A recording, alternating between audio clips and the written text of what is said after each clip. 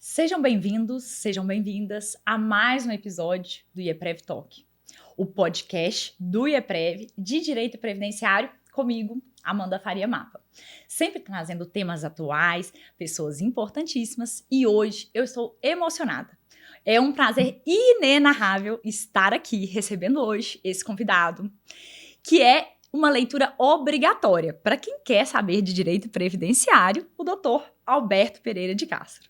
Professor, graduado em Ciências Jurídicas e Sociais pela Universidade Federal do Rio de Janeiro, mestre em Ciências Jurídicas pela Universidade do Vale do Itajaí, doutorando em Ciências Jurídicas pela Universidade Autônoma de Lisboa, magistrado, juiz, do trabalho titular da 7ª Vara de Florianópolis, do TRT da 12ª Região. Além disso, palestrante, professor de diversos cursos, fui sua aluna. Ele é também titular da cadeira número 20 da Academia Catarinense de Letras e coautor de diversas obras jurídicas, artigos científicos. O Manual de Direito Previdenciário, eu acho que é um tratado de direito previdenciário, na verdade, não é um manual. Estudei por ele, quem não, né? E é um prazer recebê-lo aqui hoje. Estou muito feliz. Muito obrigada pela presença. Obrigado também, desejo que aqui o podcast seja muito produtivo para todos e para todas que estão aqui a nos ouvir e assistir, né? Então é um prazer, obrigado pelo convite também, é uma honra estar aqui, voltar ao IEPREV, essa casa que sempre me recebeu tão bem, e reencontrá-la, né, depois de algum tempo, né, dessa vida corrida que a gente tem de atividades, né? É sempre uma alegria rever, né, as pessoas que já, de algum momento, passaram por nós e a gente passou por elas, né? Professor, que prazer tê-lo aqui. Eu sempre falo que tem alguns nomes que são, assim, cânones. O seu é um deles. Se uma pessoa vai pesquisar direito previdenciário, se vai escrever alguma coisa, é impossível não passar por alguma obra sua, por algum escrito seu. Então, assim, claro que eu falei seu currículo aqui, né, como forma de prestigiar essa história linda, mas todo mundo te conhece no previdenciário, não só no previdenciário, no trabalhista também, né, no poder judiciário como um todo, porque a sua história é, de fato, marcante, né, os seus pensamentos estão aí, né, escritos e com certeza, né, já são um legado em vida, né, que isso é tão importante, né, a gente em vida já deixaram um legado, né, então assim, eu tô de fato assim muito feliz, porque sabe, né, quando a gente começa a engatear no previdenciário, o que eu vou ler? Vou ler o professor Carlos Alberto Pereira de Castro, né, não tenho dúvida. Então estar aqui hoje, de fato, me emociona muito, principalmente como, né, aluna, como pesquisadora, né, tô no doutorado também ali quebrando a cabeça e os seus escritos, né, me ajudam muito. Então, assim, dispensa, né, claro, mais comentários sobre o seu histórico, porque todo mundo conhece. Mas eu preciso dizer que o professor é muito low profile. Ali na rede social, só tem eventos jurídicos, só tem mesmo a parte ali do trabalho, e eu quero saber ali por trás das coxias, porque no palco todo mundo te acompanha. Ali por trás, eu já descobri um atleta. Eu já descobri isso. Um pouquinho eu já descobri. Me conta um pouquinho disso, doutor. Sim, acho que grande parte da situação envolve exatamente essa multiplicidade de funções que a gente exerce. Então, eu acabo utilizando mesmo as redes sociais para divulgar o trabalho acadêmico, o trabalho de pesquisa e os eventos, né? Então, digamos assim, uma certa linha de raciocínio que eu resolvi estabelecer. Então, lá no Instagram, né, você deve estar mencionando ali o @Proficastro, né? O Proficastro, ele é realmente Sigam, inclusive, quem não tem está perdendo, porque quer saber das atualidades, tem que seguir @Proficastro. E aí, fora isso, claro, né, a gente tem, é importante, meu pai dizia mensana in corpore sano. Era professor de latim, né, professor de letras, né, e ele gostava muito das citações em latim. A gente ainda tem esse latinismo muito forte no jurídico, né? Mas mutatis mutandis, né? Mensana in corpore sano, quer dizer, não adianta só trabalhar a cabeça, a gente tem que trabalhar o corpo. Então, eu não dispenso uma atividade física, eu diariamente tenho que, pelo menos 1 horinha por dia, eu tenho que desligar do juridiquês, desligar das funções, desligar da pesquisa e fazer alguma coisa, praticar um esporte, fazer uma academia, porque eu acredito que assim a gente consegue ter uma longevidade, né, associada à saúde, e os estudos estão dizendo aí, não é, que quanto mais atividade física a gente faz, melhor o desempenho também, né, na atividade intelectual. Então, eu sigo isso como um mantra mesmo. Para mim, um ato fundamental. Não deixar o sedentarismo se aproximar de mim, né? Ainda que o trabalho seja muito sedentário. Nossa, e eu me identifico demais com isso. Eu acho que mente forte não habita corpo fraco. Eu acho que é isso. Nós precisamos... para ter, né, uma sanidade mental, ter uma rigidez física. Para ter uma rigidez física tem que ter... Né, uma coisa está ali ligada à outra, né? Nós somos uma máquina perfeita, né? O nosso corpo é uma máquina perfeita, em que tudo está interligado. Então, eu acho muito isso. E engraçado, eu sempre fui muito da atividade física, inclusive, né, essa é nova que eu vou contar aqui. Estive matriculada no curso superior de Educação Física na Universidade Federal de Ouro Preto. Não concluí, mas estive matriculada, porque depois eu vi que não, o negócio é o direito mesmo, mas posso exercer paralelamente a atividade física, né? Mas eu utilizo também muito a atividade física como uma forma de terapia mesmo, uma forma do meu momento, de me encontrar.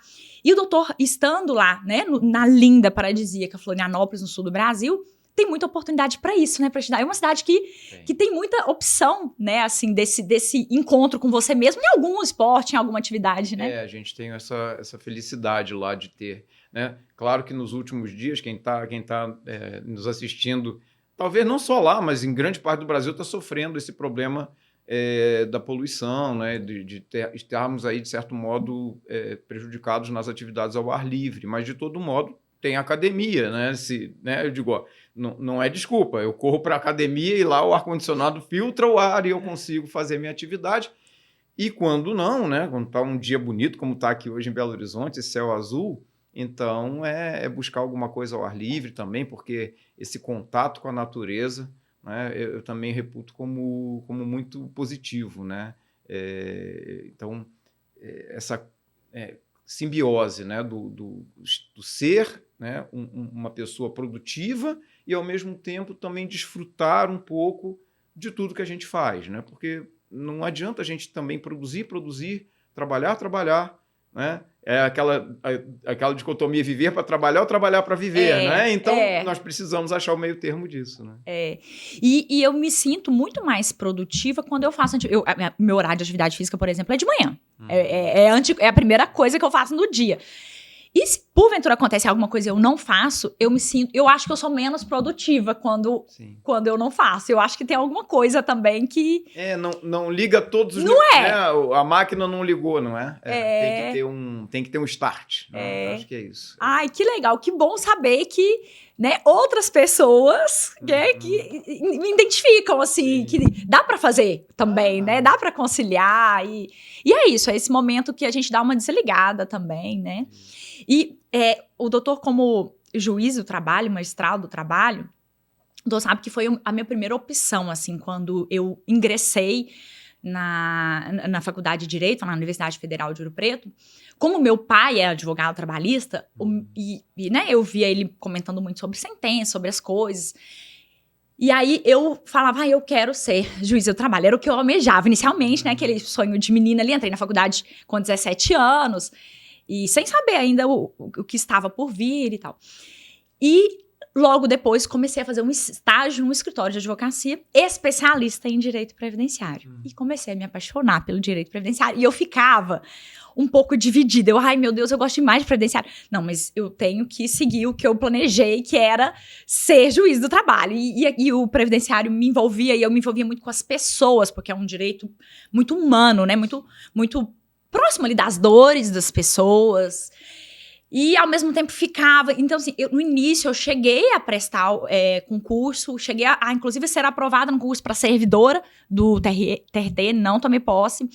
Mas eu ficava ali entre um mundo e outro, antes de decidir.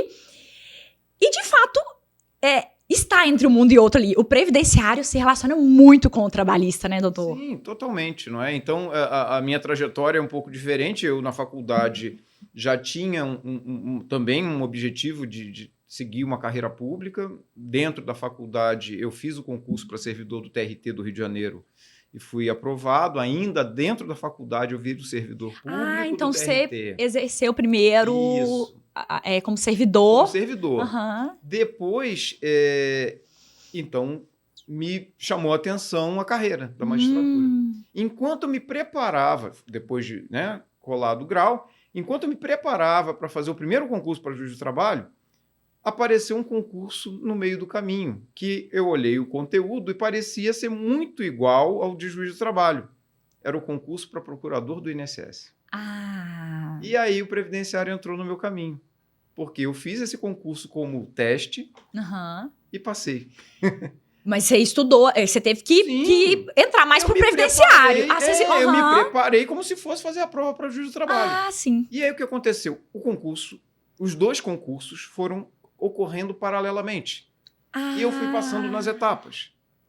E o resultado saiu no mesmo dia. Mentira. Eu aprovado nos dois concursos. Eu não acredito. 27 de maio, eu tenho o Diário Oficial comigo. Não acredito! Tá lá o meu nome. Gente, imagina a emoção do dia. Foi um dos dias mais felizes, né? Sim. Isso, o doutor tinha quantos anos? Eu tinha 27, 28. Né? E aí, o que acontece? Eu não consigo tomar posse como juiz do trabalho, porque na época eu tinha uma resolução do Tribunal Superior do Trabalho que dizia que eu tinha que ter ou 2 anos de advocacia ou 2 anos em cargo público privativo de bacharel em direito. Eu era nível médio, eu passei... técnico. Isso. E eu não tinha advocacia, porque eu não podia advogar como servidor.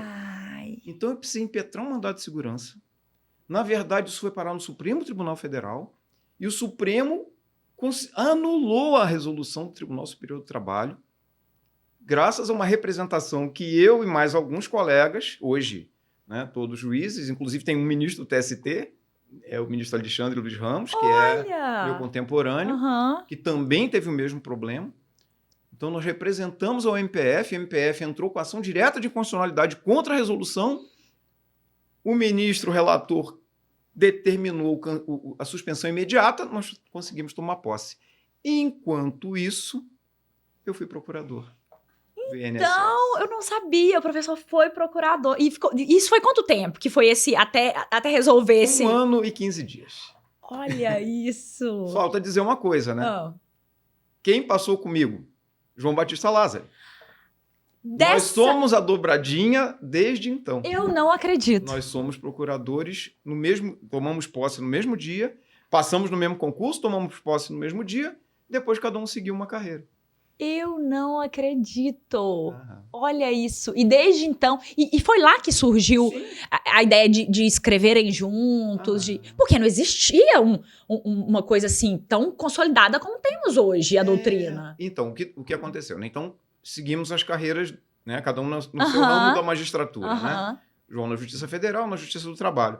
E começamos a lecionar em cursos de preparação para o concurso de juiz de trabalho. E cada um fez uma apostila. E os alunos diziam assim, professor, publica essa apostila, isso está muito bom. Olha isso. E aí diziam a mesma coisa para João, diziam a mesma coisa para mim. Cada um no seu curso. Um dia, tomando um café, vamos juntar as apostilas? Esse é o Manual de Direito Previdenciário, primeira edição. Olha isso. Estamos na 27, né? Eu não sei qual foi, talvez pelo ano você sabe me falar. Eu entrei na faculdade em 2009. Foi em 2009. Sim. Não. Mentira! Olha, gente, eu tô velha. Entrei na faculdade em 2005. E o meu manual de direito previdenciário, o primeiro, que eu tava até contando pro professor Lázaro, ele é o da capa verde, ele é 2006, e eu tenho lá em casa guardado até hoje. Sim. 2006, deve ter sido... antes da 10ª edição, porque a gente começou, a primeira foi quando? É 99. 99. Então já Isso. É porque existe a edição 0, né? Porque quando saiu aquela história da lei do fator, né? A reforma da Previdência, né? Nós deixamos um boneco, como chamam na gíria né? Da editora, das né? editoras. Tinha um boneco pronto, a gente precisou jogar o boneco. Na verdade, eu tenho ele guardado no meu gabinete, né? E é edição, eu chamo de edição 0. Olha isso! Então, tivemos que reformular para sair a primeira edição. Que interessante, que interessante. Pois é, então o previdenciário e o trabalhista também teve na sua vida sempre junto. Então também, sim, desde o começo. Desde o começo. E aí, o que acontece é que eu saí do previdenciário, o previdenciário não saiu de mim. E se tornou uma forma de sair da caixinha, sair do quadrado, né? Porque a jurisdição trabalhista, ainda que seja muito ampla, né? E se ampliou tanto, né? Porque quando a gente veio para as indenizações por danos decorrentes de acidente de trabalho, todas essas questões de assédio... O Brasil é recordista em acidente de trabalho, sim, né? Infelizmente, sim, né? Sem conta. Isso com as notificações. Fora os subnotificados, né? Fora o que não aparece, o trabalho informal. Exato. Né? Então, que é um dos grandes desafios, né, da nossa sociedade, é vencer esse grande problema. E aí, eu continuar a pesquisa em direito previdenciário, porque aí toda a linha de mestrado, doutorado, continuou pelo previdenciário, eu não fui para a área trabalhista, para a área, né, no âmbito acadêmico, então eu consegui. E claro, né, mantendo o livro sempre, né, super atualizado, já em 2024 já. Já estamos em processo de revisão, né, para uma nova edição no ano que vem. Então, isso acaba sendo um fator de ampliação, mas, de outro lado, uma coisa que eu sempre digo eu nem consigo compreender que um excelente profissional da área trabalhista não tenha um profundo conhecimento em previdenciário e vice-versa. É verdade. Porque dizer... É verdade. Hoje, dizer que é especialista em alguma área do direito significa saber um pouco mais desta, mas conhecer o outro tanto também. Tem razão. Porque as conexões estão aí, né? E agora, trabalho e previdência, realmente. Tem um amigo meu, o desembargador Francisco Rossal de Araújo, TRT4, que diz que são gêmeos siameses, né? Porque nasceram dos mesmos fatos sociais, construídos, né? A duras penas, com as lutas todas, né, do século XVIII, XIX, chegar ao século XX, serem consagrados como direitos fundamentais. E, né, nós aqui temos essa dicotomia, até pautada tanto pelo espaço acadêmico, né, tem cadeiras diferentes na universidade, etc., e na jurisdição. Sim. Mas se a gente vai para a América Latina ou para a Europa, países ibéricos ou mesmo fora, são direitos sociais. Né? É uma caixinha só. O mesmo juiz julga as duas coisas. Julga as duas coisas. A doutrina não se desmancha em duas. E nós aqui temos esse fenômeno. Então a gente tenta reaproximar, de certo modo, essas duas. Então a última publicação minha e do João Batista Lázari é Direito do Trabalho e Previdência, Aspectos Práticos. É uma edição nova, é um livro novo. É justamente trazendo essa junção aí. Que legal, eu não tinha imaginado que era essa a ideia desse novo livro. Isso, então houve... a editora sugeriu, eu já tinha isso em mente também, já tínhamos conversado muito, eu e o João, sobre isso, e resolvemos colocar, né, no papel. Né, e hoje, né, até nos Kindle da vida também, né? Então, a nossa... Foram duas publicações no ano passado, né? Foi o Trabalho e Previdência, é um livro de capa amarelinha. Né? E o da lei. E a Lei de Benefícios Comentada, que também era uma demanda antiga, e a gente conseguiu, esse ano que passou, terminar. Que legal, que legal. E o direito previdenciário, o direito do trabalho também, eles vão, eu acho que, sendo construídos ali junto com as mudanças da sociedade, quase que como uma resposta, né? Eu acho que acontece uma coisa e vem o direito do trabalho como uma resposta àquilo ali, e não o contrário, tem o direito e depois surge a situação. Não, ele né, vai acontecendo e vai precisando dessa proteção social. E a gente teve uma grande inovação que foi o e-social, né? Que deu uma mudada nessa situação das contribuições previdenciárias, principalmente na seara ali trabalhista, que tinha essa dificuldade de diálogo, né? Como é que o doutor tá vendo isso daí? Eu acho que ainda é um primeiro passo, né? Então, nós temos ainda um fenômeno, a meu ver, talvez o mais crítico deles, que é como o Estado brasileiro lida com essa questão dessa dicotomia de jurisdição. Entendi. Não é? Porque nós temos como princípio básico que jurisdição é una. Uhum. Não é? O poder judiciário é um só. E o que é o poder judiciário, senão um agente público, né, dizendo o direito em nome do Estado, em nome do Brasil. Sim. A República Federativa do Brasil diz que A é empregado de B, porque A entrou com uma ação trabalhista e provou que B era seu empregador, cumpridos os requisitos da CLT, né, e os direitos a que ele faz jus são aqueles que aquele agente público, que se diz, então, tem um nomezinho juiz, Uhum. né, diz, o Estado declara que esta pessoa tem direito a estes direitos e nós vamos proceder, então, agora à cobrança forçada desses direitos na medida em que esses direitos não foram cumpridos voluntariamente. Então, quer dizer, isso é um resumo Sim. do que é a ação, na jurisdição trabalhista. Sim. Mas, se nós estivéssemos, eu costumo brincar, no Principado de Mônaco, ou em San Marino, ou nesses países bem pequenininhos, nós não teríamos juiz do trabalho, juiz federal, juiz eleitoral, juiz militar. Nós teríamos juiz. Um juiz julgando tudo. E aí, o que acontece no Brasil? Nós temos essa grandiosidade, né? Nós temos esse tamanho gigantesco. Um continente. Precisamos de uma jurisdição ampliada, ramificada, para uma finalidade, a meu ver: facilitar o acesso à justiça. Porque a justiça existe para que os cidadãos possam fazer cumprir seus direitos, façam que os seus direitos sejam respeitados, especialmente os fundamentais. Estamos falando de direitos fundamentais. Na medida em que essa ramificação acontece, aí nós vamos pegar o caso do A empregado de B. O juiz, agente do Estado brasileiro, disse A empregado de B. Manda assinar a carteira. Isso. E aí, esse cidadão A ou cidadã pega essa sentença e põe debaixo do braço. Hoje não dá mais para fazer isso, porque é PDF. Mas antigamente era assim mesmo. E vai até o INSS dizer assim, olha, eu tenho esse tempo. Né? O agente público dotado de jurisdição disse, em nome do Estado, que eu sou empregado de B. Eu trabalhei esse período. Logo, eu sou segurado obrigatório da Previdência na categoria de empregado. Sim. Estamos falando agora do juridiquês previdenciário. Sim, Ele vai até o INSS e espera o óbvio. Vai contar o tempo. Claro. O INSS diz o quê? Não é óbvio assim. Não é bem assim. Não é óbvio assim. Não é? Calma lá. Preciso de prova material contemporânea dos fatos. Artigo 55, parágrafo 3º da Lei de Benefícios, redação de 2019. O contemporânea dos fatos entra ali, né? E o INSS acaba, grande parte das vezes, recusando isso.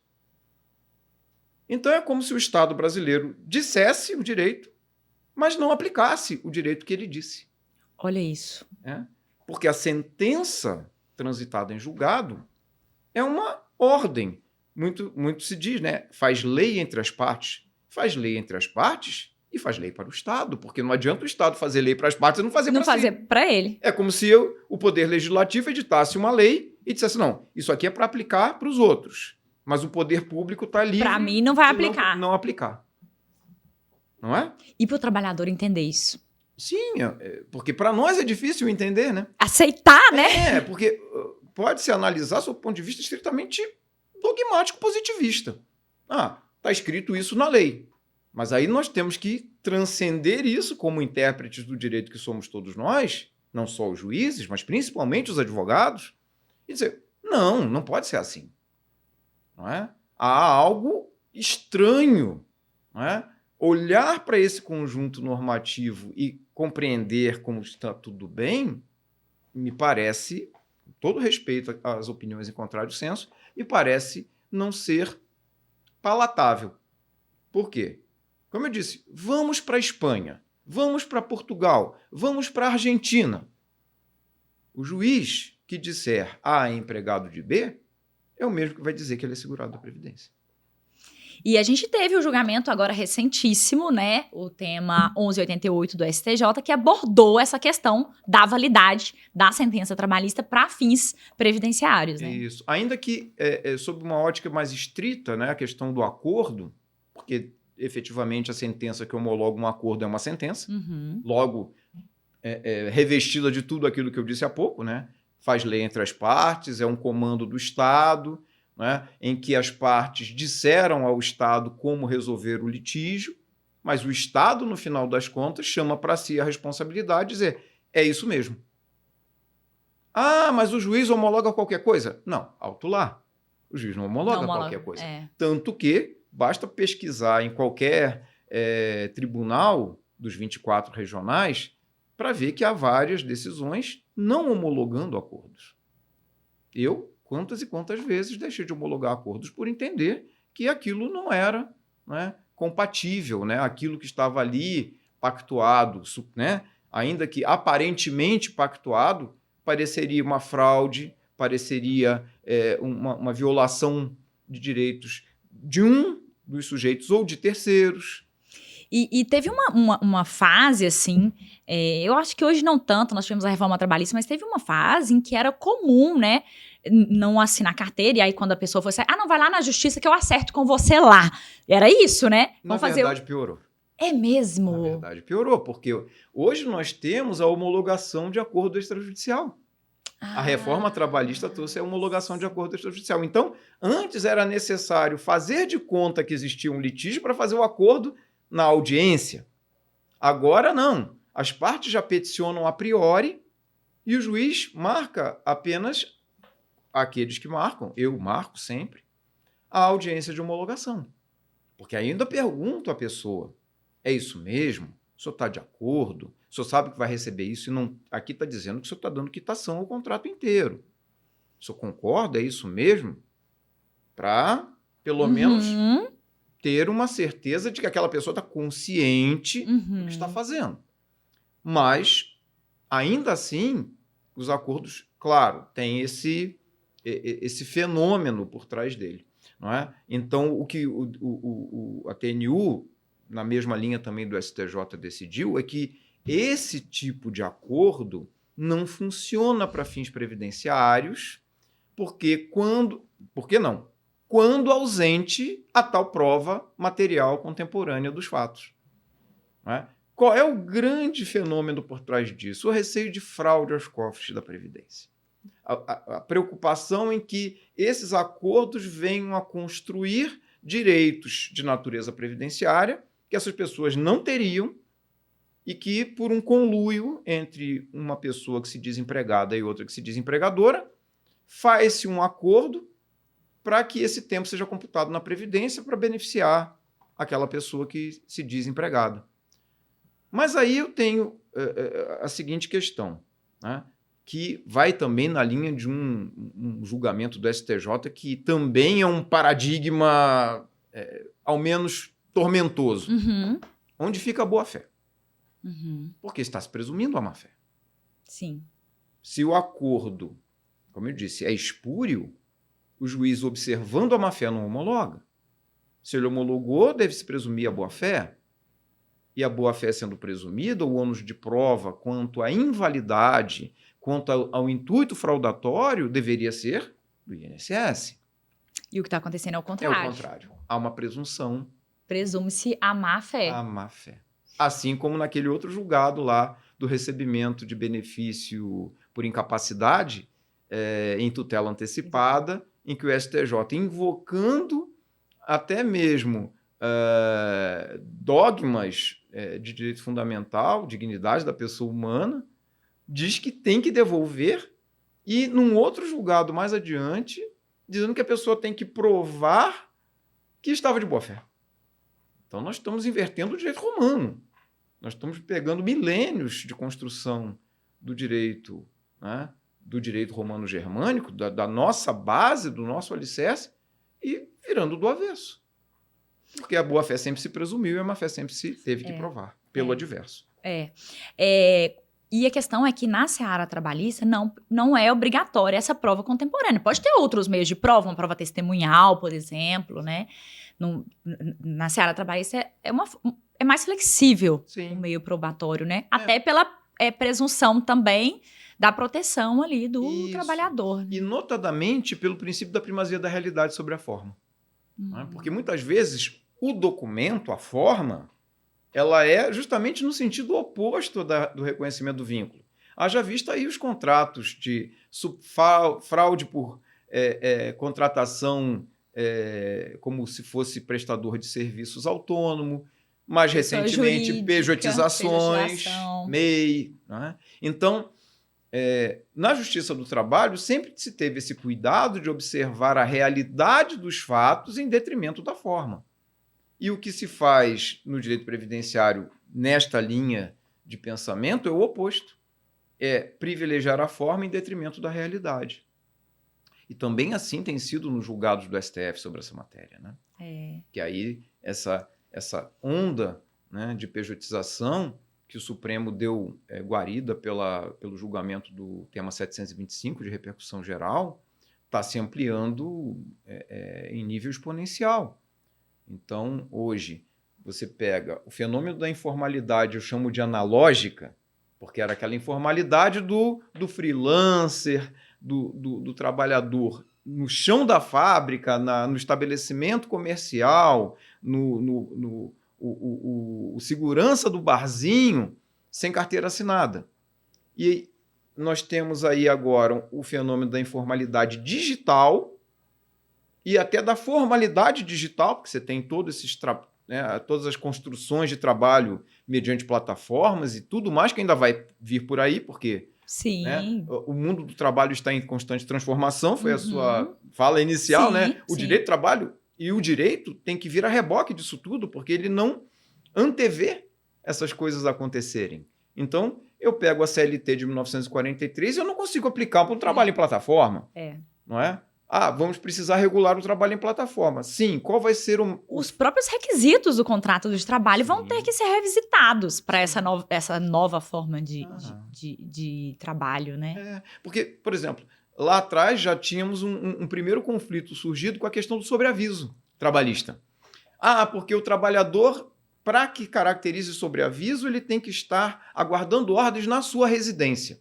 Nossa, precisamos resgatar a história disso. Onde é que está o sobreaviso na CLT? Direitos dos trabalhadores ferroviários. Em 43, a categoria dos ferroviários é uma categoria fortíssima, porque o Brasil se movia sob trilhos. Sim, tinha um fundo de pensão próprio dos ferroviários. A origem da Previdência, sim, até mesmo fora do Brasil, né? São a American Express, que todo mundo conhece como cartão de crédito, né? É um fundo de pensão dos ferroviários, por isso é Express. A companhia ferroviária American Express cria um fundo de pensão e dá o nome de American Express, que se torna esse fenômeno hoje que é no mundo financeiro. E aqui no Brasil não é diferente. A Lei Aloy Chaves reproduz esse fenômeno porque os ferroviários são uma categoria fortíssima, poder de barganha, e capturam essa ideia para cá. E aí, em 1923, vem a Lei Aloy Chaves. Em 1943, quando se consolidam as leis do trabalho, porque não é uma lei nova, né? É o nome já diz tudo. É uma junção. É uma junção. Pegam os direitos ferroviários e colocam no capítulo da CLT. Né? Fazem um Ctrl-C, Ctrl-V. Nessa época não existia. Não existia. Então teve que ser anotado ou datilografado. Né? E ali aparece, então, o sobreaviso, como uma situação que era a do camarada que ficava na estação do trem. Então tinha que ter lá o cara para poder mexer a bitola, né? Para atender quem chegasse. Mas digamos que desse um probleminha de saúde com um piriri, né? Desse uma dor de barriga no cara que está em serviço. As ferrovias tinham vilas ao lado da estação, onde os ferroviários moravam. E então, o que acontecia? Alguém ia lá, batia na porta do que estava em sobreaviso. Por isso ele tinha que estar na casa dele aguardando. Ele não podia sair. Então havia uma escala de sobreaviso na qual o empregador dizia a ele: você tem que ficar em casa porque qualquer problema que aconteça, você tem que estar ali. Chegamos no mundo digital. Chegamos em 2024 com essa normativa em vigor.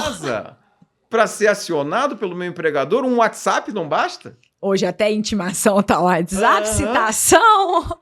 Então o direito tem que ser repensado. É. Às vezes, mudando a lei, me parece que a gente vai precisar criar realmente normas para lidar com essas novas formas de trabalho, Sim. inclusive sob efeito previdenciário. Sim. Porque essa categoria está aí num ambiente de limbo, né? Como se diz, De né? limbo. É um outro limbo, não é aquele limbo do... E até de uma chamada nova, escravidão digital também. Muita gente tem falando disso, né? Sobre as condições de trabalho. Mesmo, que legal, que legal. Vamos marcar um outro só para falar sobre isso, hein? Tá certo. Que eu acho que é um tema que precisa ser debatido Muito, também. muito. Mas quando é um caso assim que precisa de um reconhecimento trabalhista, já como uma finalidade previdenciária, exemplo, aconteceu fático comigo. A esposa me procurou porque o marido dela faleceu num acidente de trabalho, dirigindo um caminhão. Ele não estava fichado. E o boletim de ocorrência tá lá direitinho. Tava transportando a carga e tal, o caminhão da empresa tal. Perfeito o boletim de ocorrência. O dono da empresa, muito solícito, ele ajudou. Ele nos procurou, olha, eu quero saber como que eu faço para assinar a carteira de trabalho dele. Eu quero assinar, eu quero... Prestando todo o auxílio ali, porque segundo ele estava fora, não deu tempo de assinar, enfim. Vamos fazer um acordo. Falei, não vamos fazer um acordo. Falei, não vamos. A minha orientação foi essa, não vamos fazer um acordo, entendeu? Vamos entrar com uma petição inicial, você contrata um advogado. Não, mas eu confio Não, você vai contratar um advogado, fazer a sua IV. Tem que ser isso que vai ter que acontecer, né? Porque o acordo, ele quase que não vale nada, é quase isso, né? Para fins previdenciários. Existe, exatamente. Tempos atrás, eu tenho isso em casa, e ainda em DVD. Passou um Globo Repórter, mas olha, faz muito tempo, faz uns 20 anos, eu acho. Programa bom, né? Que acabaram com ele, né? Programa bom. E eu não tinha me tocado que o assunto era esse. E o que eles fizeram nessa época? Eles botaram um repórter com uma câmera escondida na mochila e foram até uma agência do INSS com uma cópia de uma sentença trabalhista. Eu não acredito. E eu tava meio dormindo, meio acordado.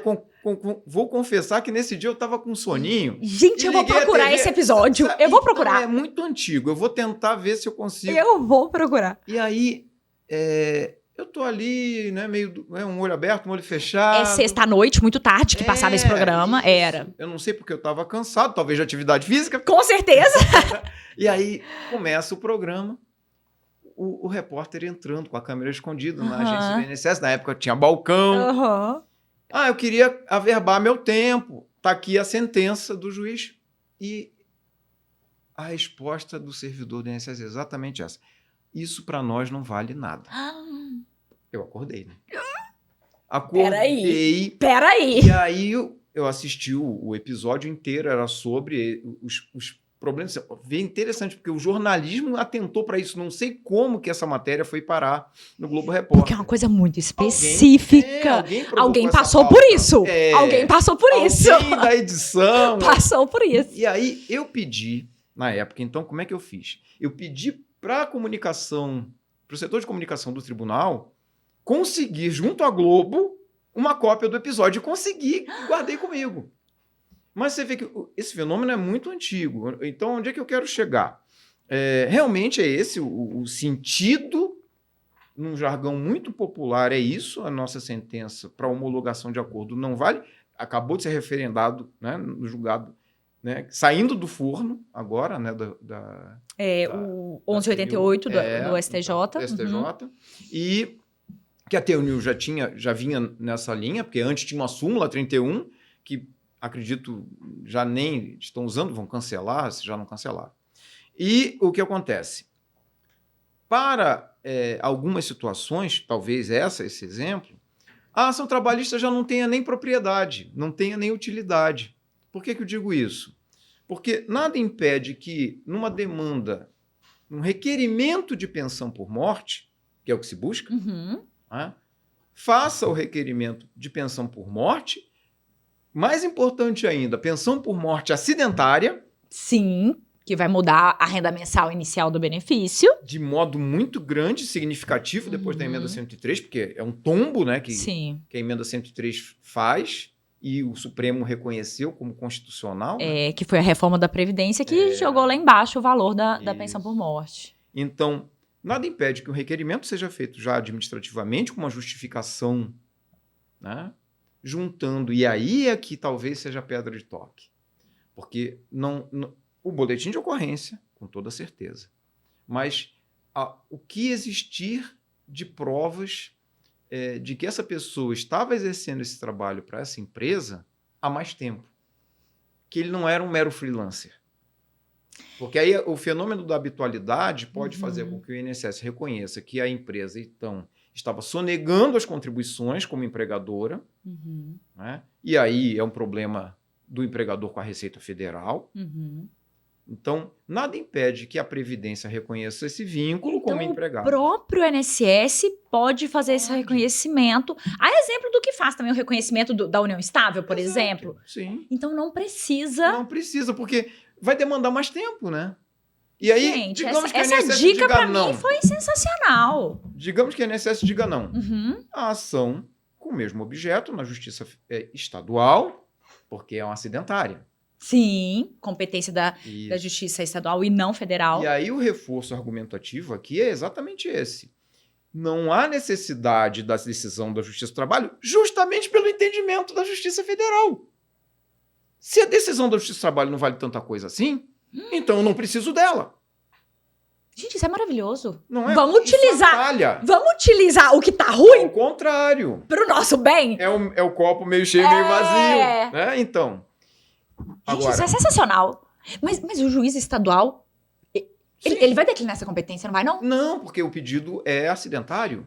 Não, eu tô falando, ele vai falar assim, eu não posso reconhecer vínculo trabalhista. Não, mas é um julgamento incidente, tanto, ele precisa entrar no mérito. Para entrar no mérito do direito à pensão, ele vai ter que analisar se aquilo corresponde a uma situação de emprego. Porque o pedido é de benefício. Sim, e eu tenho lá no manual um acórdão até certo ponto mais antiguinho, acho que da década anterior, 2010, 2011, do TJ São Paulo, em que o desembargador relator diz o seguinte: a prova do vínculo é o acidente, que eu acredito que é o caso.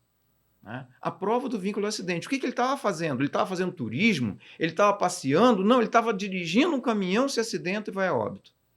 A prova material contemporânea é o BO e a certidão de óbito, porque esse indivíduo faleceu trabalhando. Então, voltando lá na origem do direito previdenciário, o que vincula o indivíduo à previdência é o trabalho, como segurado obrigatório. Qualquer trabalho remunerado lícito vincula o indivíduo a um regime de previdência. Obrigatoriamente. Servidor público, regime próprio. Sim. Não é servidor, não tem regime próprio, regime geral. Aí é questão de ver qual é a categoria. Né? Se ele tem características de empregado, e até mesmo naquelas situações análogas, como, por exemplo, o ocupante de cargo em comissão, ele é segurado obrigatório e ponto final. E se ele é segurado obrigatório, incidem todas aquelas regras da lei de custeio. Responsabilidade pelos recolhimentos é do empregador ou do tomador dessa mão de obra. Posso dizer que isso corresponde a uma inscrição post-mortem? De jeito algum.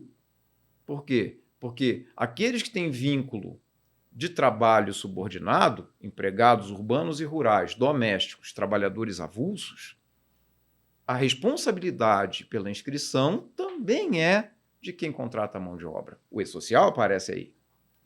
E o beneficiário não pode ser penalizado. Exato, pela inércia, pela incúria, pela sonegação, porque é um ilícito penal, inclusive, praticado por esse empregador, ainda que ele esteja munido de toda boa vontade. Não, claro. Ele praticou o crime. E talvez ele esteja, inclusive, preocupado com isso. Lógico. Não é? Lógico. E nós temos aquela regrinha clássica do direito penal tributário, que é, pagando o tributo, ele se isenta da pena, né? Então, quer dizer, costuma-se dizer, a pessoa rouba um frango na padaria, ele vai cumprir pena, mesmo que ele devolva a TV de cachorro inteira, né? Mas o sonegador fiscal, se pagar, não acontece nada. Mas voltando. Então, lá no TJ São Paulo, esse acordo não está lá no manual. Se eu tivesse o manual, eu folheava ele aqui e mostrava. Ele diz isso, né? O acidente é a prova do vínculo. Logo, há direito à pensão acidentária. E aqui nós temos que trabalhar com esse mundo digital também, né? Porque além do BO, né? Além do certidão de óbito, então esse trabalhador provavelmente, né, estava portando um aparelho celular. Com certeza, seguindo a rota Isso. que foi determinada. E esse bichinho, né, esse danadinho desse celular, ele prova para o bem ou para o mal. Hoje, o que a Polícia Federal, as polícias fazem quando capturam alguém? Não precisa prender o sujeito, é só pegar o celular dele. Verdade. Tudo que ele fez de errado, certo, está ali. Porque a gente deixa rastros. Inclusive onde esteve. Isso, a geolocalização. É. Então, esse celular vai mostrar conversas desse trabalhador falecido com seu empregador, até as tratativas de contratação, provavelmente. Os pagamentos. Hoje é Pix. E a geolocalização dele, as rotas que ele fez, há quanto tempo ele está dirigindo esse caminhão. Isso não pressupõe uma habitualidade? Então, ele não é freelancer, não é? E, então, capturar esses dados, que a gente chama de provas digitais, esse é um outro fenômeno que eu tenho investigado, começado a fazer cursos sobre isso, porque lá na Justiça do Trabalho já tem sido utilizado com bastante frequência. Muito, né? E nós precisamos trazer isso para o direito previdenciário. Sim. Então, quando se fala em prova material contemporânea dos fatos, o aparelho celular vai ter um monte delas. Que é o que está sendo exigido. Então, mesmo, vamos pôr que a gente tem uma sentença mesmo, uma condenação, mas não foi apresentada ali na seara trabalhista uma prova contemporânea. Então, fomos para o Previdenciário fazer um requerimento administrativo, foi negado. Vai ser exigido. Vai ser exigido. Uma prova contemporânea. Então, o que tem se dito hoje em dia, né? É necessário pensar digital. O advogado, a advogada começar a entrar nesse mundo das provas digitais. Porque sempre tem um rastro. E esse rastro, como eu disse, é para o bem ou para o mal. Nesse caso, né, do trabalhador sem carteira assinada que quer provar um vínculo de emprego, e às vezes só tem testemunha, você tem que perguntar, vem cá, mas como é que você conseguiu esse trabalho? Ah, foi num anúncio. Onde é que estava esse anúncio? Ah, na internet. Você tem o site ainda? Você tem você conversou com alguém? Sim, por WhatsApp? Por e-mail? Sim. Cadê essa conversa? Vamos capturar essa informação? Né? Fotos, rede social, porque Sim, hoje também tem muito, né? Quanto mais robustecida essa prova digital, mais prova contemporânea dos fatos você vai ter. Por que ela é contemporânea? Porque existem os chamados metadados.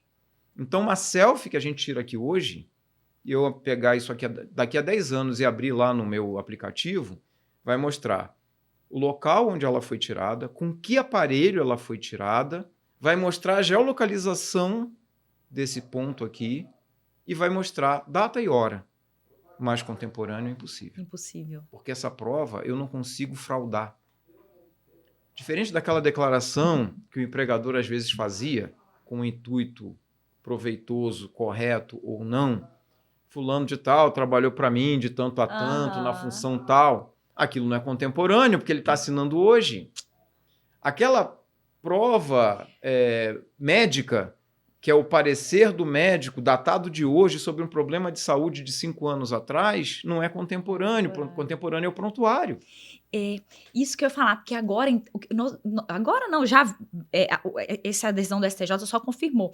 A gente vai ter um problema, e tem um problema, na verdade, com as sentenças que são declaratórias só para reconhecimento de vínculo, né? Porque nós temos o prazo prescricional para entrar com a demanda de 2 anos, mas não tem se for apenas declaratório.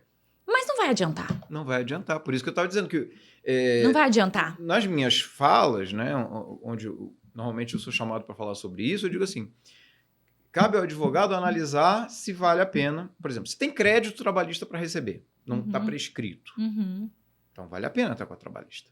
Né? Até porque tem a questão do risco da sucumbência hoje. Sim, né? ainda. Então, só vale a pena entrar com a ação trabalhista, num caso desses, se há créditos imprescritos passíveis de serem cobrados. Então, uma empresa que sumiu do mapa, possibilidade de cobrança remotíssima, também não compensa. Não compensa porque o trabalho que se vai ter. Porque você não vai conseguir, se você não tiver uma prova contemporânea. Então, vai direto para a justificação administrativa no pedido de requerimento de benefício ou de ajuste do CNIS. Não é? Sensacional. Um outro problema que é muito comum, esse como dizer, é dia sim, né? Dia sim, dia não. Sim, é dia sim, dia sim. É o limbo.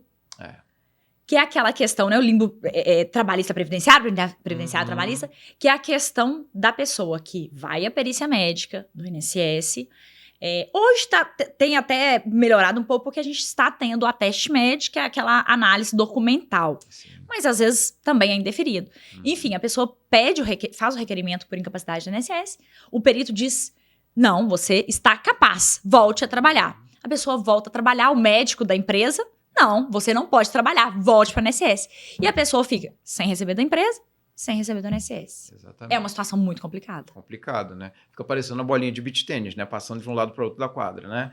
Tava falando de esporte. Eu acho que hoje vai ter que sair um joguinho de beach tênis. Então. E o que acontece aí, mais uma vez, é a dicotomia, né? Então, quer dizer, há um descompasso da legislação a respeito disso. E isso, na verdade, né, é sempre importante, eu tenho a impressão, a gente estava falando sobre a questão, né, de buscar as origens, né, por que a nossa lei precisa ser ajustada ou reinterpretada. A gente falava ali dos ferroviários, do sobreaviso, que eu não posso mais falar em sobreaviso aguardando na residência. Aqui, qual é a causa? Né? Porque medicina é um pouco isso, né? Eu não preciso curar a consequência, eu preciso buscar a causa para curar a causa. Qual é a causa dessa doença que é o limbo? É a tal da alta programada. Lá em 2006, pouquinho lá naquela época, então, que você estava iniciando, como é que as coisas aconteciam? O segurado ia para a perícia, obrigatoriamente presencial, né? E lá tinha uma folhinha de meio ofício, parecida ali com, né? Impressa em 4 retângulos menores. E um espaço para o perito marcar xizinho e assinar embaixo. Nos quadradinhos, o retângulo, apto ao trabalho, deverá retornar. Recebeu aquilo ali, volta ao trabalho. Ou recorre. Permanece incapaz. Incapaz até tanto. Deverá voltar em tanto. Marcava uma nova perícia para reavaliar se realmente, se continuava naquela data, a pessoa estaria em condições de voltar ao trabalho ou não. Isso. Terceiro, está incapaz permanentemente. Aposentadoria. Vai para invalidez, hoje incapacidade permanente. Quarto, está apto, porém com restrições. Encaminhamento à reabilitação. Então, toda perícia tinha um desfecho que era um desses 4. Quando caía naquele segundo quadradinho, então ele voltava uma outra vez. E só parava de ir à perícia quando entrava no primeiro quadradinho. Está apto. Apto. O que é a alta programação? Isso gerava, como sempre houve déficit de peritos, em face da quantidade de situações de incapacidade, formavam-se filas nas portas do INSS e, às vezes, pessoas faleciam na porta do INSS. Eu me lembro muito disso, preciso te contar de onde surgiu, compartilhar com todo mundo aqui, de onde, assim, por isso que eu comecei falando, sempre fiquei entre o previdenciário e tal, mas queria ser trabalhista por causa do meu pai, mas aconteceu que eu sempre acompanhei a minha mãe. E a minha mãe, ela teve um acidente de trabalho no antigo Benji, que era o Banco do Estado de Minas Gerais, que foi comprado pelo Itaú. E ela se afastou e ela caiu nessa situação. E ela ficava fazendo perícias. O Itaú comprou e mandou embora todos os antigos servidores do Benji. Ela não podia ser mandada embora, porque ela estava afastada, né? Quem está em gozo, na época era auxílio-doença, hoje é auxílio por incapacidade temporária, não pode ser demitido, contrato suspenso. E aquilo ali mexia tanto com a nossa família, porque cada vez que ela ia fazer a perícia, era um movimento, era vela acesa, porque se ela voltasse a trabalhar, ela ia ser mandada embora. Né? Era esse cenário. Sim. Mesmo que daí 12 meses, porque era um acidente de trabalho. Sim. Mas assim, mesmo assim, 12 meses não daria pra Capaz criar de os filhos. indenizarem, né? Não dá pra criar os filhos pequenos, né? A verdade. gente pequena. E eu ia pra minha mãe, com a minha mãe pra porta da agência e ficava com ela. E muitas vezes, às vezes meu pai ia mais cedo, ficava na fila, pra depois ela chegar, trocar com ele de lugar. Eu ficava... Então, isso mexia muito comigo. E eu via essa fila nas portas da grande capital. Morava aqui, em Belo Horizonte. Então, eu vi isso muito. E hoje, as filas estão em casa, né? Isso. Estão ocultadas. Embaixo do tapete, Estão né? embaixo do Virtualmente tapete. falando, Estão embaixo do tapete. Então, isso é uma coisa que mexe muito comigo, sabe? Quando eu falo em perícia médica, me vem muito isso. Porque eu acompanhei a minha mãe até que fui conhecer o santuário lá de Aparecida, pagando a promessa que meu pai fez, minha família toda fez, que quando a minha mãe se aposentasse por invalidez, iríamos lá. Ela ficou 7 anos recebendo o auxílio doença, que era na época auxílio doença. Hoje, aposentadoria por invalidez, o próprio INSS converteu e o contrato dela se encontra suspenso até hoje com o Itaú. O Itaú mantendo o plano de saúde, porque é obrigatório manter, e o contrato está suspenso.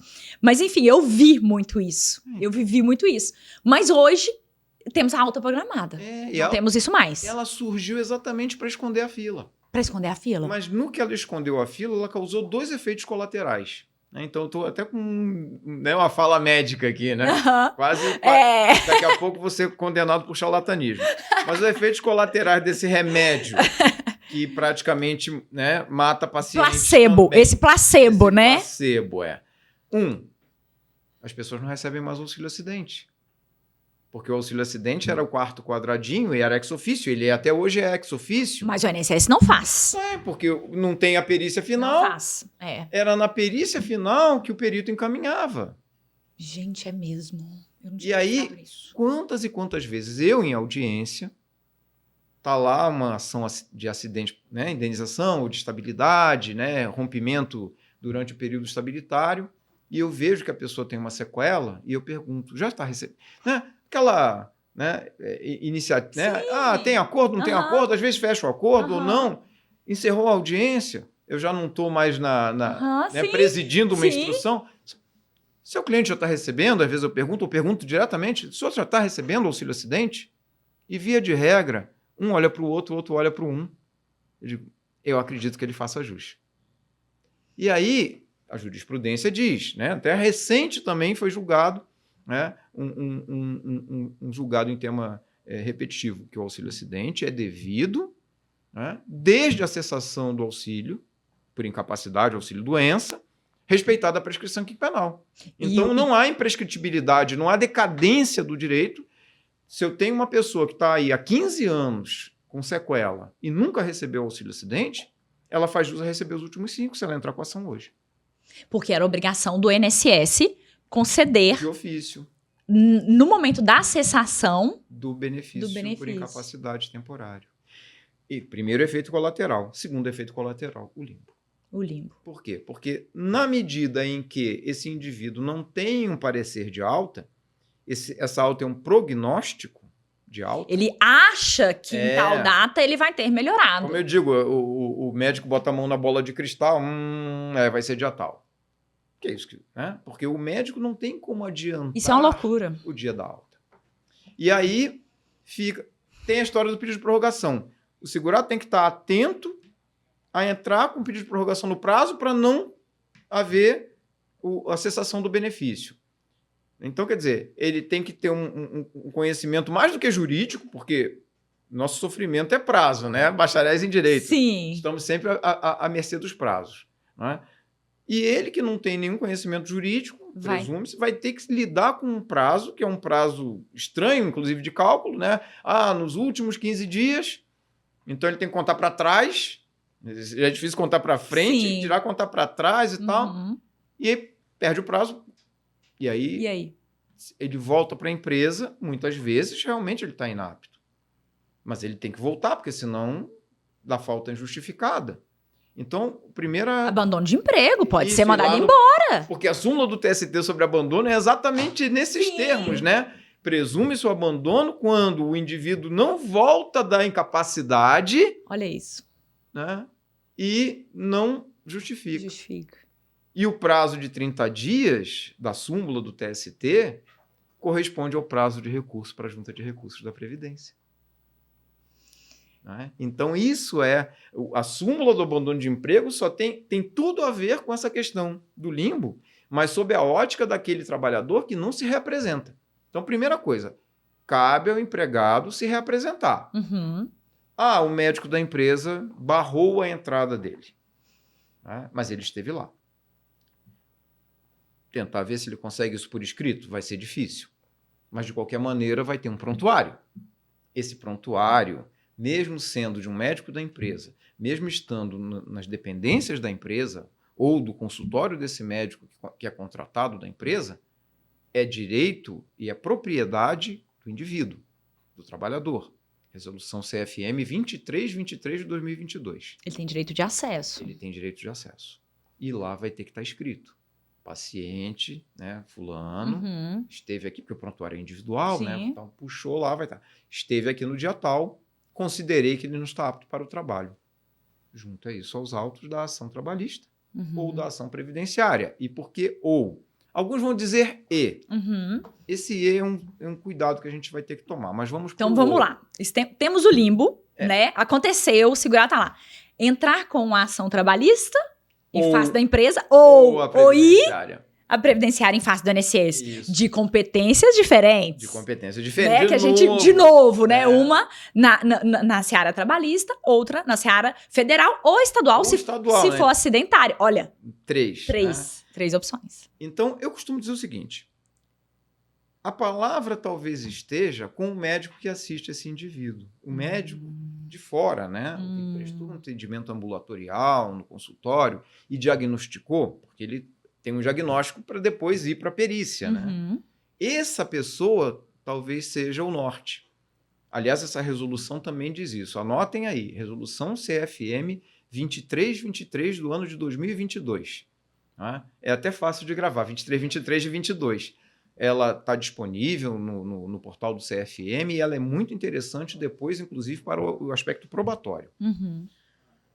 Então, o prontuário é direito da pessoa. Vai estar lá escrito. Né? O prontuário do médico assistente é mais importante ainda. Esse médico que dá o diagnóstico vai dizer, né, quais foram as queixas no primeiro atendimento, no segundo, no terceiro, no enésimo atendimento, e ele ali vai dar, porque provavelmente seja uma pessoa com conhecimento mais especializado, a questão do especialista, né? Então, se é um problema ortopédico, vai ser um ortopedista, se é um problema oftalmológico, vai ser um oftalmologista e assim sucessivamente. Então, ele vai dizer, considero que continua inapto. Me parece que é a senha para buscar o restabelecimento do benefício. Não, ele está apto, ainda que com restrições. Buscar a determinação de que o INSS reabilite esse indivíduo e pague a ele o auxílio acidente. Não, está apto. É o caso de entrar com ação trabalhista. Então, essa é uma primeira linha. Há quem defenda que se deve entrar com ambos as demandas. Só que aí eu costumo dizer o seguinte, com o cuidado de explicar.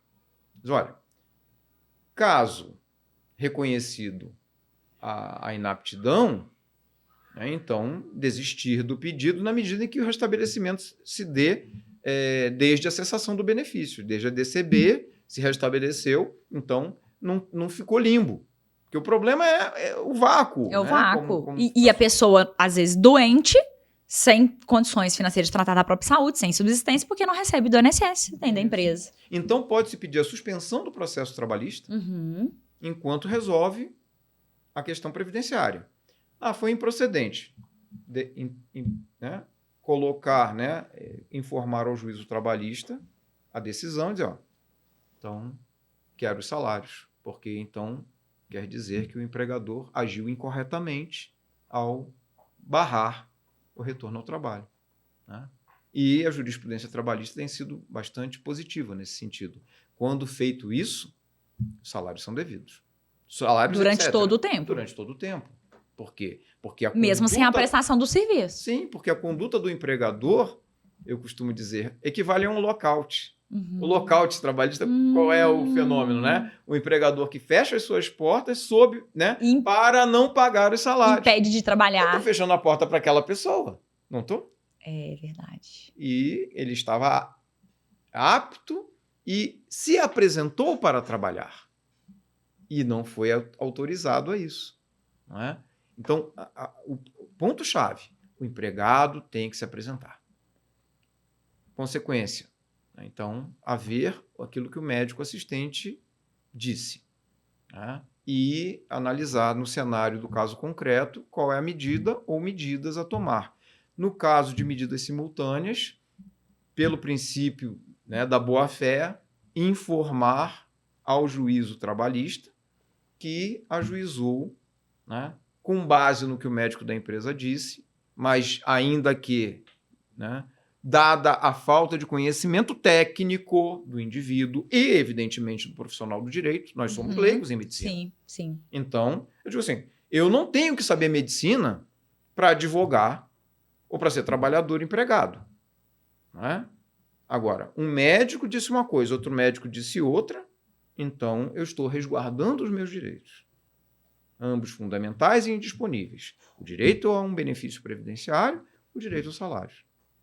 Eu estou agindo de boa fé, porque eu quero o que é meu de direito e não bis in idem. E a gente tem com relação ao limbo, a gente tem se não me engano é um repetitivo. Doutor, me corrige se eu estiver errada. Que vamos colocar, por hipótese, que a pessoa retorne a trabalhar, porque teve a alta do INSS, um benefício programado foi cessado, pediu a prorrogação, foi indeferido, retorne a trabalho. Mas entre com uma ação previdenciária questionando o INSS que foi errada essa cessação ou esse pedido de prorrogação, enfim, esse indeferimento administrativo. Nessa ação judicial, reconhece-se a incapacidade e se diz, realmente, o INSS errou, ele deveria estar afastado do trabalho recebendo o benefício por incapacidade. Se, caso isso aconteça, ele vai poder receber os dois, né? O salário e o benefício. A gente tem o julgado, né? Tem, exatamente por quê? Né? Realidade social. Nesse ponto, aqui a jurisprudência seguiu a questão da realidade, né? A primazia da realidade. Quantas e quantas pessoas, por questões de sobrevivência, têm que trabalhar mesmo com dificuldades ligadas à saúde? Quantos e quantos nós conhecemos? Todos nós conhecemos. Todos, com certeza. Né? Então, diferente da situação de invalidez que a pessoa vai trabalhar e aí o benefício passa a ser indevido. Mas numa incapacidade temporária, enquanto isso não se restabelece, não se concede um benefício, essa pessoa tem que sobreviver. O que ela vai fazer? Vai pedir caridade? Vai fazer de que forma? Então, ela, mesmo com extrema dificuldade, vai ter que exercer um trabalho.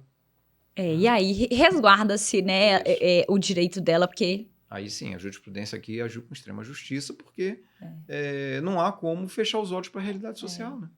Doutor, tem algum outro tema que você vê muito lá na sua lida diária lá, né, chegando à Justiça do Trabalho e que está diretamente ligado com a Previdência também? Além desses, claro, que a gente já falou hoje. Sim. Eu me referi agora há pouco à resolução do CFM e as ações de indenização por acidente de trabalho e dos demais direitos do trabalhador acidentado, né, da trabalhadora acidentada, demandam uma prova pericial, não é, de nexo.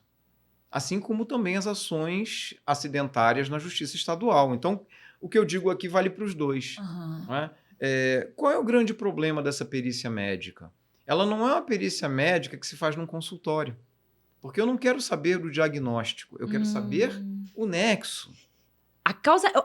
O nexo de causalidade, a ligação da atividade, a função. Isso, com aquele problema de saúde. Com a sequela. Então, se o médico faz apenas um exame clínico, ele não esgota.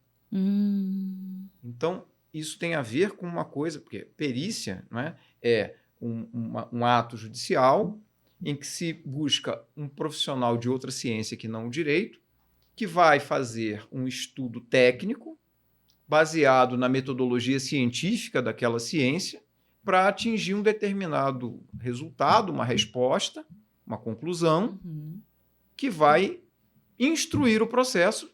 Então, a nós que somos leigos naquela ciência, para melhor decidir. Assim é na contabilidade, então um perito contábil ele tem que adotar uma metodologia que seja reconhecida pela ciência contábil como correta. Não é com ábaco que ele vai fazer, né? Não é fazendo... A BNT. Isso. Um perito engenheiro vai ter que fazer uma análise também com relação à insalubridade, por exemplo. Isso. Exatamente. E assim, um perito em informática vai ter que... E etc. Então, na perícia médica, o ponto está na metodologia. Código de processo, CLT, falam de metodologia? Não, falam de regras processuais. O perito não pode ser parcial, não pode extrapolar o prazo para a elaboração do laudo, tem que comunicar as partes, data e hora da perícia com antecedência. Ele tem que cumprir as regras processuais. Uhum. O Código de processo não está preocupado com a metodologia, porque senão ele teria que fazer capítulo 1 nem... da metodologia da perícia científica na área tal. O perito criminal, como é que tem que agir? Não, isso é da área científica. Quem é que dita a metodologia da medicina nessa questão? O Conselho Federal de Medicina. Qual é o documento? Resolução CFM 2323 de 2022. O preâmbulo delas dispõe sobre a metodologia para atendimento de questões ligadas à saúde do trabalhador. E ela vai dar o modus operandi, mais uma vez usando o latim, de como o médico deve fazer a perícia.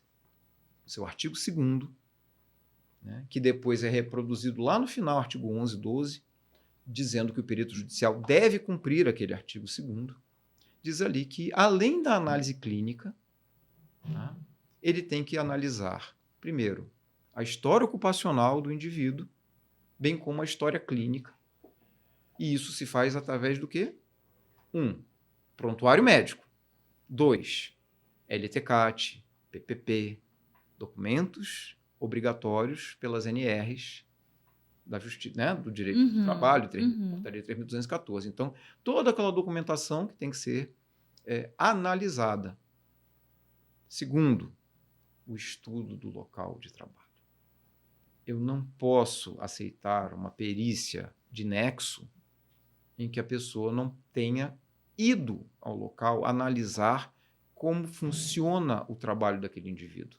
Que cadeira que ele usa, que equipamentos estão na frente dele, que movimentos ele tem que fazer, com que grau de repetição, durante quantas horas, com pausa, sem pausa, com iluminação, com calor, com frio, exposto a agente biológico, agente químico. Se o perito não vai até lá, ele está fazendo uma perícia virtual. É como se a gente pegasse a insalubridade trabalhista ou a periculosidade e dissesse que o perito pudesse fazer de casa por videoconferência. Nossa. Você mostra aí para mim como é que é o barulho. Não é barulhento. Né? Eu daqui fazendo a perícia, o cara lá na fábrica. Gente, e essa perícia em loco pode mudar tudo no processo acidentário. Qualquer dos lados. Aqui falando, inclusive, para quem advoga para empresas. Porque muitas vezes o perito reconhece um nexo de causalidade ou concausa com base em presunção, e não é. Ele não tem que presumir nada. Ele não é intérprete do direito. Presunções são conosco. Nós vamos aplicar a presunção a partir da teoria do ônus da prova. Vem um laudo dizendo que tem nexo. Ônus da prova do empregador em destruir essa prova, né, reverter esse ônus. Veio dizendo que não tem. Ônus do autor provar o contrário. Mas o perito não pode trabalhar com presunção. Ele tem que provar cientificamente que aquele trabalho e aquela enfermidade não conectam uma coisa com a outra. O problema é ortopédico, mas ele não tem nenhuma atividade repetitiva que force aquele membro. É na esquerda, ele é destro. Uma vez, numa perícia, contar um caos, né? É bom contar caos, né? Caos é ótimo. Caos é mineirês, tá? Motorista, claro. Eu já confessei que minha mãe era mineira, né? De Curvelo. Um motorista da companhia de limpeza urbana de uma determinada cidade onde eu tinha jurisdição entra com uma ação trabalhista pedindo reconhecimento de estabilidade acidentária e todos aqueles direitos, FGTS e tal, porque tinha sofrido um acidente típico. Uhum. Qual teria sido o acidente? Ele teria caído da cabine do caminhão, Do caminhão. como motorista. Uhum. Né? A perícia, né, como de praxe, analisou clinicamente, né, e disse anexo.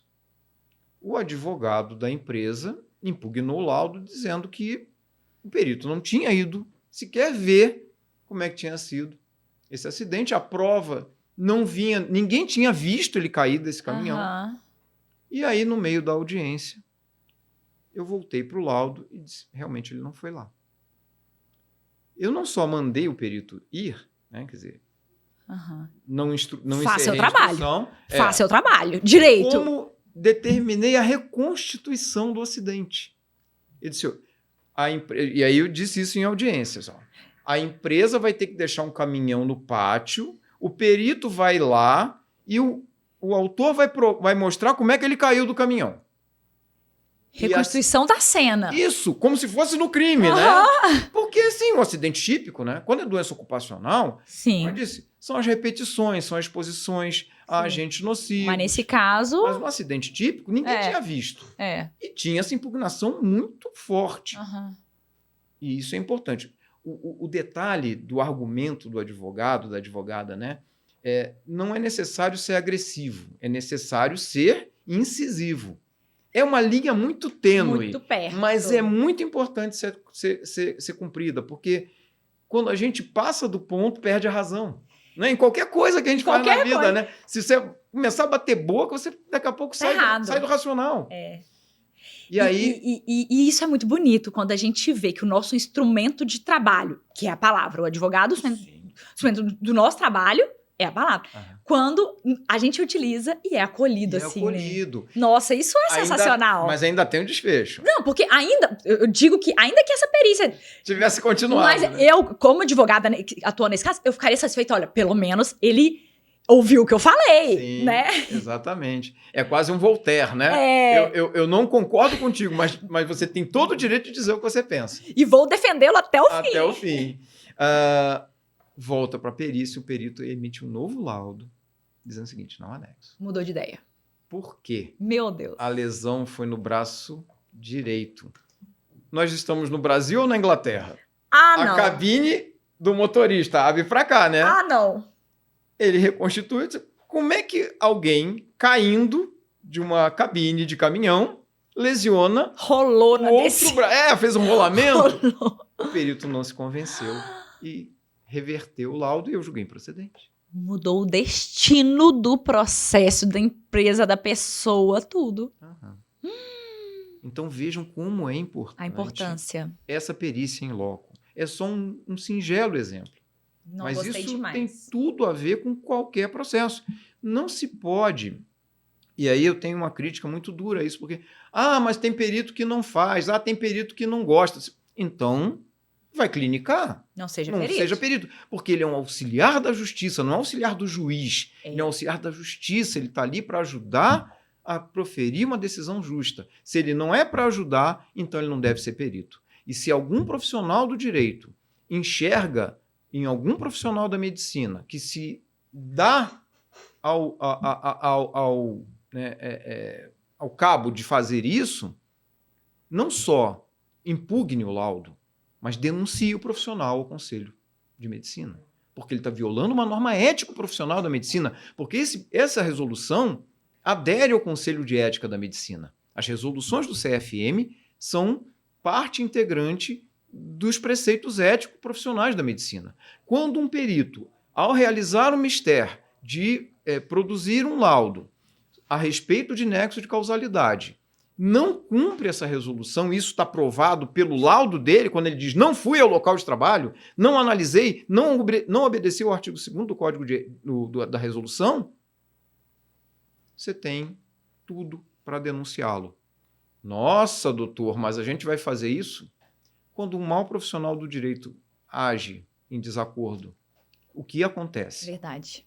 Nós precisamos de uma sociedade mais justa, e a sociedade mais justa passa por privilegiar, dar o devido respeito, a reverência aos grandes profissionais, mas excluir aqueles que não são. Verdade. Porque senão Nada resolve, nada vai melhorar. Nós somos responsáveis pelo processo de melhora da nossa sociedade em pequenos gestos, ou nem tão pequenos assim. E aí vou falar uma coisa, né?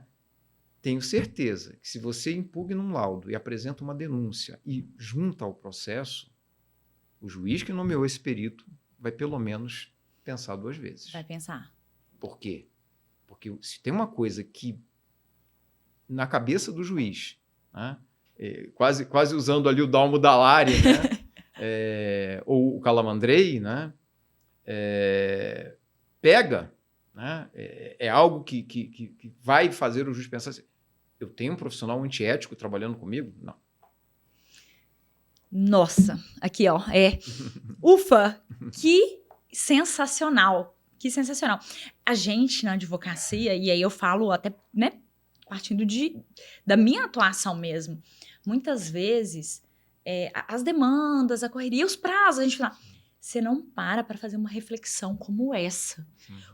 E agora, pensando aqui e olhando para trás, eu já aceitei perícias que não foram feitas em loco e não impugnei esse ponto específico. E faz total sentido. Uma perícia virtual, à distância, né? EAD, né? Uhum. Nossa, eu acho que, assim, abriu a minha cabeça, com certeza de todo mundo que está nos ouvindo, nos assistindo. E a minha vontade é ficar o dia todo falando, porque o trabalhista e o previdenciário estão ali de mão dadas, mas que estão abraçados juntos, né, em prol aí da Seguridade Social, dos direitos sociais como um todo. E com relação a específica questão do limbo, me veio aqui agora, eu me lembrei disso, e eu quero escrever ainda sobre essa temática, que lá em Portugal, por exemplo, a gente não tem a figura do perito médico, por exemplo, do INSS, que nós temos aqui, né? Uhum. Lá a gente tem um atendimento como se fosse do SUS aqui, que a pessoa que vai se afastar, que precisa se afastar do trabalho, vai passar necessariamente por esse médico, que, por exemplo, num posto de saúde ali perto de casa, por exemplo, e esse médico, ele vai verificar se você está incapacitado ou não. Estando, isso vai valer tanto para a concessão do benefício do governo, quanto para o afastamento da empresa. Então não vai ter a discussão. Está concentrado numa pessoa. Né? E como que uma coisa ali simples, teoricamente, que é o quê? Concentrar uma análise, vai valer e não vai ter discussão. E a pessoa não vai ficar no limbo e ao mesmo tempo não vai se sentir injustiçada. Porque é uma pessoa que está concentrando ali os direitos. Que é essa questão que a gente, né, tá falando durante todo o tempo, que é muitas pessoas poderem decidir sobre a mesma coisa. Sim. Com disparidade. Com disparidade. Não é? Então, é algo para refletir. Para refletir. E vejam, se algum perito do INSS está me ouvindo, não vai gostar do que eu vou dizer. Mas dentro dessa experiência, que é uma experiência que não é só de Portugal, né, de outros países também, não seria o caso de não precisarmos mais de uma perícia ou de um corpo de peritos no INSS? Não é? Né? Porque fala-se tanto em economia dos cofres públicos agora com a Operação Pente Fino, mas não será que o gasto público está sendo em bicho? Né? Se eu tenho todo um sistema único de saúde capilarizado em tudo que é município, até nas populações mais distantes do país... Tem. E em paralelo, um perito do INSS que vai simplesmente repisar aquilo que esse médico do SUS já disse, Não ambos tendo cargo público, Não é? ambos estando presumidamente dentro da sua atividade Estamos economizando no lugar errado, talvez, né? Nossa! Ufa, sair daqui assim... Com muitas coisas para pensar, para refletir, para levar para minha advocacia também, para minha pesquisa também. Ai, muito gostoso. Professor, já caminhando aqui para o final, professor que tem 1001 funções aí, né? Como professor, como palestrante, escritor, pai de família, atleta de beach tênis. Me conta uma coisa. O que você... Tem alguma coisa que você leva para a vida, sei lá, um versículo, um livro, um filme, alguma coisa que você carrega ali com você, ou que em determinado momento, talvez até no momento de uma decisão, você se pega, né? Ai, eu acho que Deixa eu lembrar desse meu alicerce ali, sei lá, alguma coisa assim. Sim, eu tenho para mim o seguinte, acho que vale muito também para a advocacia, porque muitas e muitas vezes no nosso caminho, na nossa caminhada profissional, familiar, pessoal, a gente encontra obstáculos e às vezes esses obstáculos parecem intransponíveis e parecem que levaram a gente para uma derrota, não é? E, no entanto, o que eu talvez tenha notado nesse caminhar até aqui é que, às vezes, Deus escreve certo por linhas tortas, ou, né, em outras palavras, o teu destino tem um outro traçado que não é aquele que você planejou. Então, eu queria ser juiz do trabalho, mas se eu tomasse posse como juiz de trabalho, talvez eu não estivesse aqui conversando, talvez eu não tivesse um livro, talvez eu não tivesse uma carreira como pesquisador do direito previdenciário. Eu levei muito tempo para imaginar que isso fosse o revés de não poder tomar posse como juiz do trabalho, quando eu queria, né? Foi muito doído durante um tempo, o tempo que eu fui procurador. Depois, olhando para trás, eu digo, olha só, né? O caminho que foi traçado para mim, que não fui eu que fiz, né, me levou por esse atalho, né, de passar pelo previdenciário para chegar no juiz de trabalho. E assim, quantas e quantas vezes os reveses da carreira da advocacia, né, uma ação que você julgava que estava ali com a tese, né, pronta, acabada, insofismável, porque a gente tem né, na nossa cabeça essa certeza muitas vezes. E às vezes a resposta é não. E o direito previdenciário, assim como o direito do trabalho, se construiu de muitos nãos até que alguns sims viessem. Eu costumo dizer, às vezes, né, que se nós estivéssemos falando, né, se a tecnologia fosse a mesma, ou se a gente estivesse em outro ambiente, há talvez 50, 60, 70 anos atrás, as nossas dúvidas seriam se a concubina faria jus a uma pensão. Verdade. Hoje já não temos mais isso. Verdade. Mas muitos nãos foram ditos até que ela dissesse sim, e até que a palavra concubina, inclusive, já não fosse tão utilizada. Sim. Assim também as uniões homoafetivas. Uma conversa há 50 anos atrás, muito provavelmente, impensável. a jurisprudência rechaça. Quantos nãos foram ditos antes que viesse o sim? Verdade. Para o pensionamento, para o reconhecimento da dependência e tudo mais. E são assim que as coisas acontecem no mundo, na nossa vida e no direito. Não é? O direito é uma construção como aquele templo do Gaudí, lá de Barcelona, né? Parece que nunca acaba, mas diz a minha esposa, que também é advogada previdenciarista, ainda bem, porque aí nós temos trabalho. Não é? E o nosso trabalho é construir esse templo, né? É construir um direito melhor. Nunca esmorecendo, nunca abandonando a corrida, nunca dizendo, não deu. Não deu agora. Pode ser que venha a vir outra coisa melhor depois. É assim que eu vejo a vida e é assim que eu gostaria de passar uma mensagem. Nunca esmoreçam nessa atividade brilhante, espetacular que é a advocacia, porque sem advogado não há justiça, sem uma advocacia tenaz não há direitos, porque os direitos vão continuar adormecidos, injustiçadas as pessoas, ainda que algumas ainda fiquem injustiçadas, porque a justiça humana é falível, mas se nada for feito, e esse fazer é da advocacia, então a sociedade não vai caminhar nunca para frente, né? Nós caminhamos para frente graças ao que nós fazemos, né? Então não percam isso de vista. Uau, eu tenho que bater palmas aqui, Obrigado. porque... Nossa, arrepiante. E eu acredito muito nisso, porque eu acho que realmente perder uma batalha não é perder uma guerra, né? Você perde uma, vamos ganhar outra e vamos continuar de cabeça erguida, sem desistir, porque às vezes a gente tem um plano, né? E Deus tem outro. E o dele é sempre melhor do que os nossos. Sempre, né? Então, eu levo isso muito para minha vida, porque a melhor coisa que aconteceu na minha vida foi eu permanecer na advocacia previdenciária, porque senão também não estaria aqui, não estaria escrevendo livros, não estaria dando aula, pesquisando. E foi onde eu me encontrei realmente. Então, é isso. Deus é bom, e ele é bom o tempo todo, inclusive a respeito dos seus planos que não vão se concretizar por vontade dele, porque ele tem um plano maior e melhor do que o nosso, né?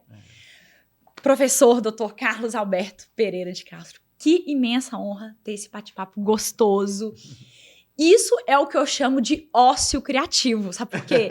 Que delícia estar aqui, ficaria o dia todo, então ócio no sentido de ser gostoso, de eu estar aqui me deleitando com a sua presença, com as suas falas, mas ao mesmo tempo criativo por estar aprendendo tanto e ser possível também passar isso, divulgar isso para tantas pessoas. Muito obrigada. Obrigado também, né? Foi uma grande satisfação, foi uma alegria e foi um prazer mesmo, né? Passar esse tempo aqui, né? Trocando ideias, esperando que isso possa ser útil também para tantos que nos ouvem, nos assistem, né? Né? O que mais eu conseguir, né, ser útil, né? Um pouquinho daquilo que a gente colocou nos livros, a gente tentou conversar aqui, né? E a gente continua conversando, né, pelos meios físicos e virtuais. Isso! Deixa aí onde é que o pessoal te acha. O Instagram, que é o canal que eu costumo assim, colocar mais, que é o @Prof. Castro, né, sem o E, PROF Castro. Né? E lá o blog do Gen Jurídico. Né? O Gen Jurídico tem lá alguns... a gente às vezes coloca alguns trechos do livro ali, alguns temas que estão em evidência, a gente coloca ali no Gen Jurídico, que está dividido por autores ali. Eu tenho, né, uma companhia ali de muita gente de altíssimo nível, eu me sinto uma formiguinha ali, mas é um canal de divulgação também importante. Ótimo, pessoal. Finalizamos mais um podcast do IEPREV Talk e é com grande alegria que terminamos esse episódio. Convidamos vocês também para seguir as redes sociais @IEPREV, @IEPREVCalc e a minha rede social também, @AmandaFariaMapa. Até o próximo, a gente de volta em breve.